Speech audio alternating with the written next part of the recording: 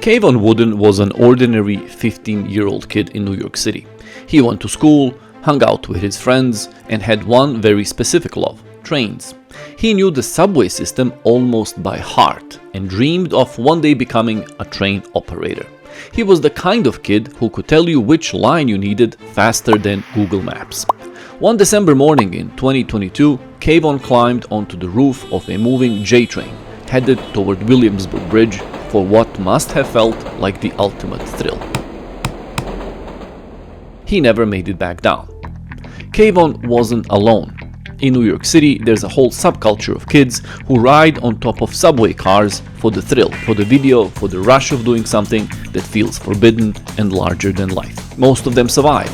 Most of them jump down at the next stop, laughing, hearts pounding, phones full of proof that they cheated death one more time. On average, nothing happens.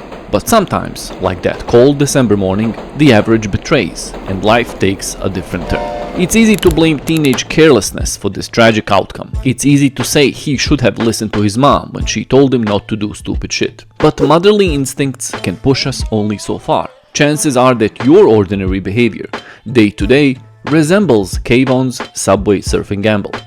You too rely on the idea that, on average, things turn out favorable for you, despite the small possibility of extreme outcomes. This is not because you're stupid. I mean, you may be, I'm not judging. But because you're so seduced by the idea of the average that you forget to ask about the cost when things fall outside the average. Today I want to teach you about the strange yet extremely important concept called ergodicity, an idea you never heard in school, but whose understanding may save you from making the costliest mistake in your life. It's a motherly instinct translated to statistics and data. Stay with me.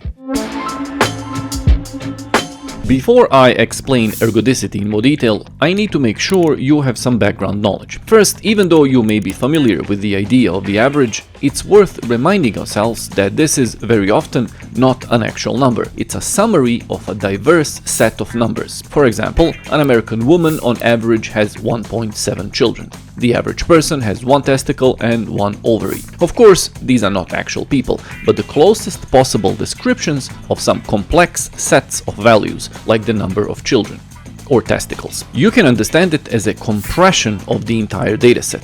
Its main purpose is to describe the tendency of the values in a set, not to point to any single one. It's like a point of gravity. Second, the concept of average never exists on its own. It lives inside a distribution, the full spread of what can happen, from the most likely outcomes to the rare extreme ones called outliers. Distribution is the shape of the entire set of values and the relationships with the average. For example, this is the distribution of the sum of two dice rolls. Their average sum is 7, and it's the most likely value since there are many ways to get it: 1 plus 6, 2 plus 5, 3 plus 4, and the outliers are 2 and 12. They are very unlikely since you only have one way to get each of them.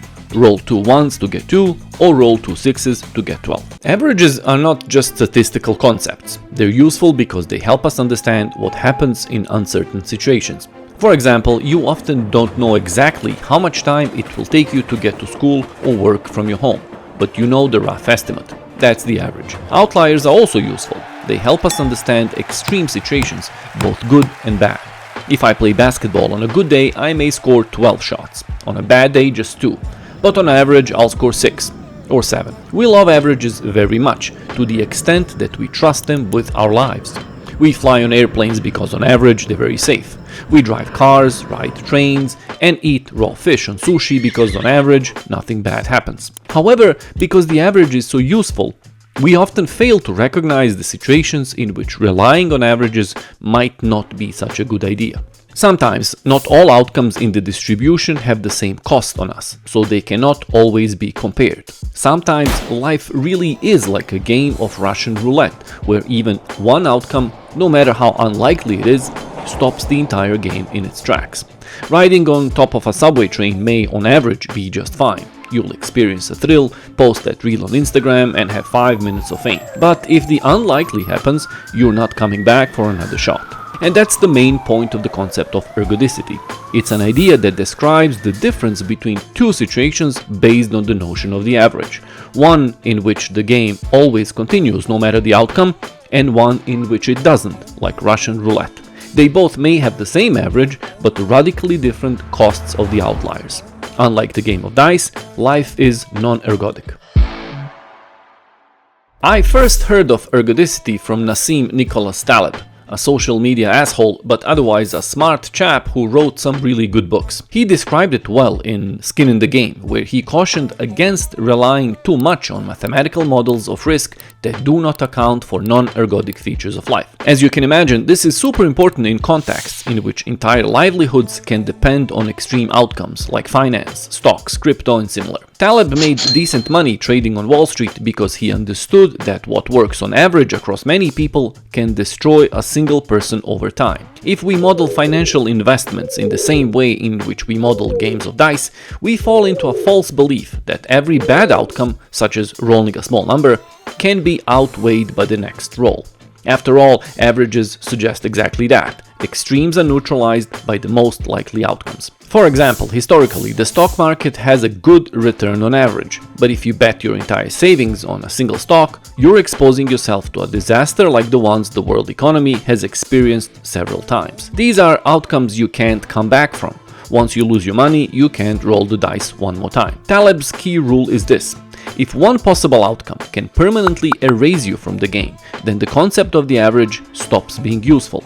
It doesn't matter whether the chance of disaster is 1 in 10, 1 in 1000, or 1 in a million.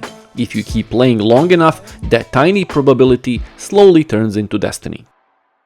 So what's the best way to live a life and take smart, calculated risks that will not bring you ruin? First, don't listen to any kind of hype that nudges you to put all your chips in a single jar. Don't invest all your money in crypto, don't bet everything on the future of AI or stuff like that.